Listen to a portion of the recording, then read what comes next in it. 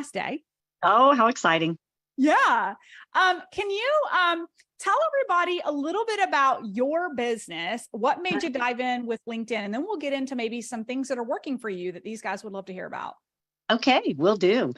So I'm a career coach, and my niche is getting even more and more defined for me. I focus on what I call the discontented, the discouraged, and the disheartened, and really try to beef up their confidence. And I call myself a self-doubt slayer. So I joined LinkedIn actually at the recommendation of someone, a fellow coach, said, hey, she's doing this mastermind. You ought to do it for a week. I think LinkedIn would be a great social media, because I really wasn't seeing the growth I wanted with Facebook and Instagram. And I said, yeah, I mean, that's where people that are having career issues are on LinkedIn. Well, I have never been through a mastermind that was so valuable. And then to learn that there was more to learn, I thought, well, I've got to join in. And so it was a no-brainer for me to sign up for the Academy. And the community is such a unique community too. I have never seen such giving entrepreneurs. We're not in a competitive state. It's like we teach each other, we learn from each other, support each other. I mean, it's just really, really been a business life changer for me. And so when I graduated, I was like, boy, this is a no-brainer for what I saw it do to my business. I've got to get into the business basics. But I jumped in right as you guys were looking at your analytics. Would you like me to share some of what I've seen grow? Yeah. Would you guys like to see some results with somebody that's recently gone through the program? Yeah. Share with us. So I'd always been on LinkedIn because I was in HR. So it was very commonplace for me and logical place for me to be. I bet I had 100 followers and I don't know, 250 connections, if that, maybe more second and third connections. I now have over 1,800 followers. And the majority of that came in the first 6 months in the Academy. Every week, I am over 1,000 impressions, which is amazing to me because there have been some times where I haven't been able to post every day. So what I've been doing. Can you say that one more time for everybody? Because these guys are coming from a world of thinking, the world of like 18 stories, 3 reels a day. You got to post 5 bazillion times a day to be seen. Can you speak to that? Yes. So for example, the past 7 days, I'm up 14.1% in impressions. I've got over 1,900. And I would say in the past 7 days, I've posted 3 times. Boom. Love it. There you go, guys. Proof's in the pudding. Yes. And I think it's for a couple things. I think it's one, focusing on the hooks, as you talk about. And the other piece is, and this was an absolute epiphany for me, is how valuable commenting is. Yes. I have gained more clients through comments than I have posting. Say that one more time. I have gained more clients through my comments than I have my own posting. Thank you. So for those of you who watched my workshop a couple of days ago on network growth strategy, who remembers me showing you proof in the pudding of examples of people coming back and requesting to connect with me? Who remembers? Because they saw my headline and it piqued curiosity and they went down in a rabbit hole learning about me. Remember? Yes. This is a huge piece of what we call our LinkedIn method that we teach our clients strategically inside. And what I want to underscore here that Sue really hit on is that it's going to be industry specific where you're seeking and searching and commenting. And that is a huge piece of, again, the value of being in our academy, because we help you customize how you're doing that, who you're engaging with, because otherwise, how are you going to figure it out, right?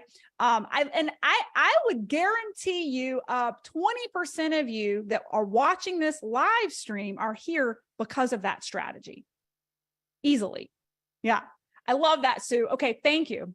Okay, You're you keep going. welcome. I just totally cut you Oh, off. yeah, no worries. So, another thing that I'm seeing is my profile viewers. The past 90 days, I've had over 1,000 profile viewers. I probably had, I don't know, if over 200 profile views, and most of them, obviously back in the day, were looking for jobs, not looking for a coach. Just the previous week, 109 search appearances. The other piece is my newsletter that I have that I put it out monthly. I wanted to choose something. One of the things that you all shared with us is you got to be consistent. So I wanted to be on a thing that I could do, I could commit to. I've got over 600 subscribers now. I would have never believed that I could have had that many people interested in what I had to say. Okay, can we pause? You said you had a couple hundred people in your network when you got started on LinkedIn. Yeah. Now you have 600 subscribers to your newsletter and over 1,200 in your network. That's Okay. right. Yeah. And I'm getting smarter about molding my network. When I think it just for one thing, I can't tell people no very easily, so I hate telling them I don't want to be friends with them. But it's just like Jackie shared one day in a strategic meeting, and Melissa, you've said it too, is this is business. So if that person isn't going to help you in some manner, you don't have to be rude. You just simply don't accept it. Right. And so I've begun to do that, and that's getting smarter, because there for a while I was getting all sorts of people that, while we're wonderful people, were not going to be in my niche, and I was just getting, it was just getting messy, cluttered. That's right. And we coach to that inside the academy. It's how we curate the algorithm. You can control the algorithm, right? Yes. If you know how to strategize who you're connecting with and who you're not connecting with, you train the algorithms for what you want to see in the feed, right? And I'm still learning. I'm still learning how to find my ideal client, even better. I've noticed that the more I get to that, and certainly some of this is probably business basics, is I'm getting more narrow in my niche. Natasha, as she says, make the main thing the main thing. And that's what I'm trying to do. I think there for a while, I thought, well, money is money, Sue. Who do you care? You get it from. But if I've had to get any piece of advice I've gotten from all of you, is come from a place of service first. Give away things that are valuable to people, and then they will follow you and sign you up. So it took me 6 months to figure that out, but I love it. I love it. Okay. So a couple things, results. How are things going for you? Are you like, I know some people think I'm just blowing smoke when I say, you can go straight to booking clarity calls, like discovery calls with people, and kind of create some automation in the DMs. How's it working for you? Can you speak a little bit to results and finding leads and clients on LinkedIn? Yeah. When I first started my business about 2 years ago, I primarily was getting referrals, right? People that knew me and other coaches and so on and so forth. And after a while, I realized that was going to dry up pretty quick. And so when I started doing this LinkedIn piece, all of a sudden I might get one discovery call a week. And like this week, I've had 2. Last week I had 3. One of the things I'm really working on now and honing is my sales pitch. I'm really excited about the business basics class today, where we're going to talk about your offer. If there's anything that's going to stop me, it's going to be me. It's going to be me. I'm the one that gets in my way, because it's just, I would rather coach than sell. And so it's really hard. But you guys are making it easier. We just have to trust the process, and that's not always easy. Oh, I love that. Everybody's loving you, by the way. I don't know if you're seeing this. They're loving you. Thank you. I'm glad to help. So can you speak to, I don't really know your journey on social media prior to being on LinkedIn, but I know that we tend to attract clients who are kind of like repelled by Instagram and Facebook and just aren't really wanting to be so seen and write so much content and be so out there. Was that, were there any hesitations for you, or did you have any hiccups? And I don't know, I'm just asking. Sure. When you came to LinkedIn, were there any hesitations prior to our program about social media, being seen, creating content, or were you pretty comfortable and confident in that space before you came to us? Well, that's funny that you say that. While I'd always used it as an employer, an HR person to find people, I hate to even say this out loud, but I kind of had this funny feeling about online sales. It just seemed a little weird to me. I don't know, maybe just too salesy or cheap, if you will. Mm-hmm. And maybe some of it, I'm 64, I'm trying to stay hip, but I think my mind has totally changed. My mind has totally changed. This is the way sales is going to happen. This is how connections are going to happen. It's not to say that you don't want to be in live groups. Ironically, I found a local entrepreneur group through LinkedIn. Now, here I was living here for 13 years, didn't even know they existed, but because of social media, I have found them. Yes. So yeah, so there's a lot of value in social media. And I think us old folk have to let go of some of our old isms, if you will, and really, so like yesterday, I really went out on a limb and I decided to use Barbie as part of my message. And my 26-year-old daughter was so impressed. Mom, look at you being relative. I love it. And are you having fun? I am having lots of fun. And honestly, I have to be careful because I have so much fun. Sometimes I forget what I'm trying to do here at the same time. So, I love this. Okay. A couple of things you hit on, Sue, that I think these guys would love to know, or I'm just going to reiterate is, and I've hit on this a couple of times, but LinkedIn is not just a seek and find client platform of your end customer B2C. And it's not just a B2B. Some of you are here to network and collaborate with other businesses. But what she really hit on that I want to underscore for about the 12th time this week and last week is the power of networks. So finding networks and communities she found locally through the power of the search engine and networking on the platform. And so like we're hosting a live event in Nashville in 2 months, if you haven't heard about it. And one of the things that Anne is doing for me, and Anne Armitage over there, she manages my LinkedIn account, and she's on her checklist. Yes, we use the LinkedIn checklist every single day. And one of the networks that she's growing right now is entrepreneurs and founders with the Boolean modifier and Nashville.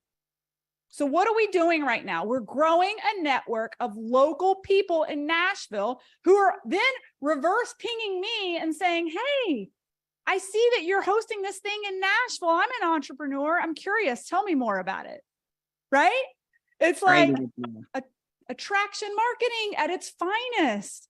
The other thing you hit on, and again, I'll just underscore this, beyond location is, again, that the network becomes your social capital, right? It's the network becomes your social capital. And if I don't care if you're 70 or if you're 15 launching a business in 2023, if you want to have a business, you must be present online or people will never know you're open for business. So you have to get over that or put the white flag up and say, this isn't for you. I mean, I'm just being honest. Yeah, you're right.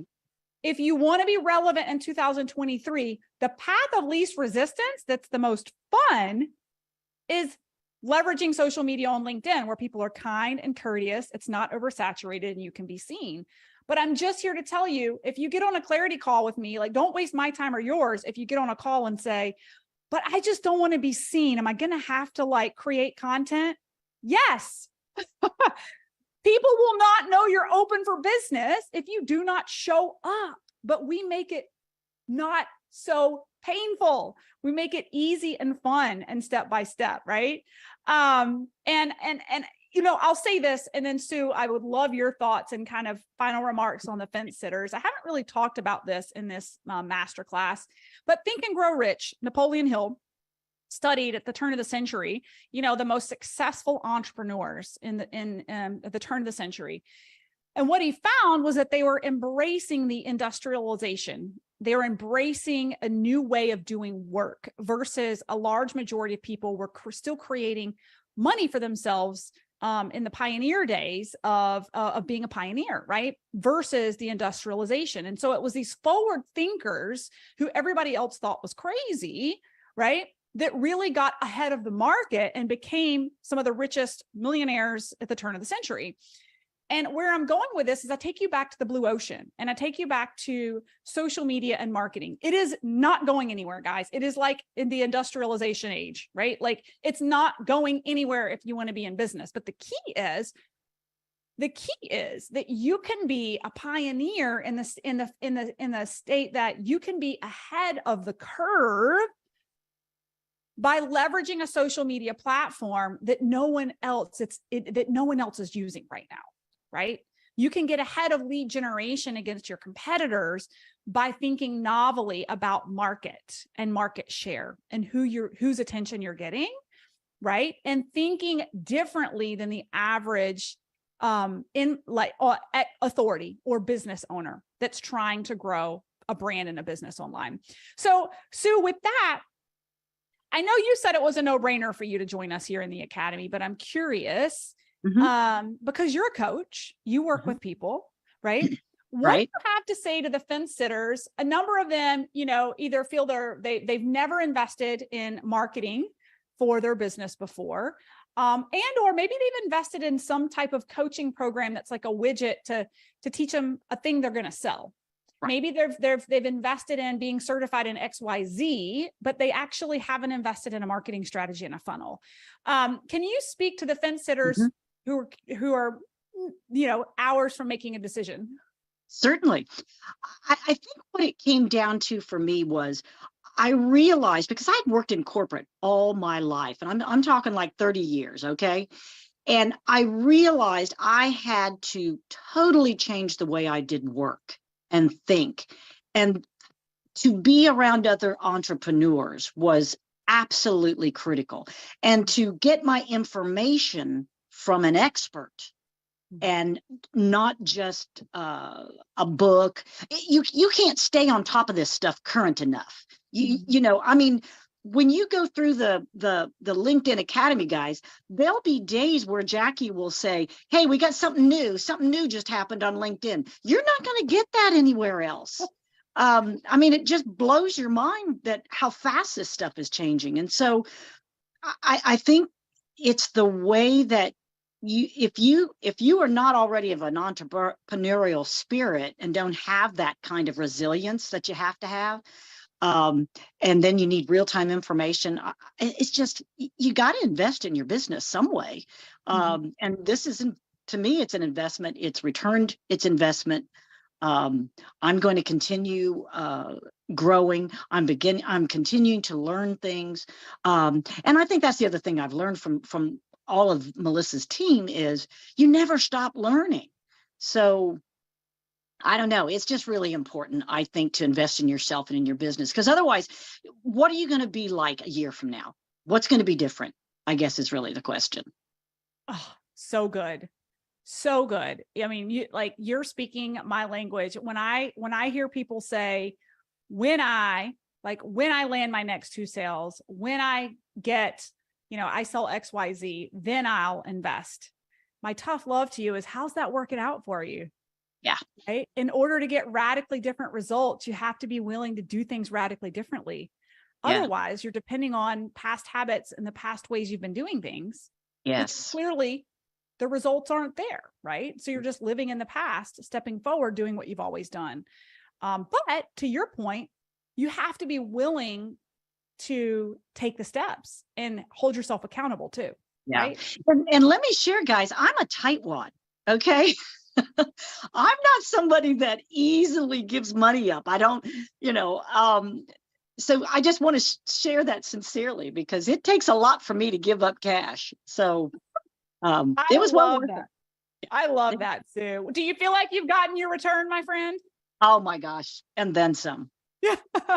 Awesome. Absolutely. Absolutely. Everybody's saying they want to be your friend. Are you coming to Nashville? Oh, welcome. Welcome. Yes. Yes. Okay, you guys can come be a friend with Sue in Nashville in October. I love That this. sounds great. I love it.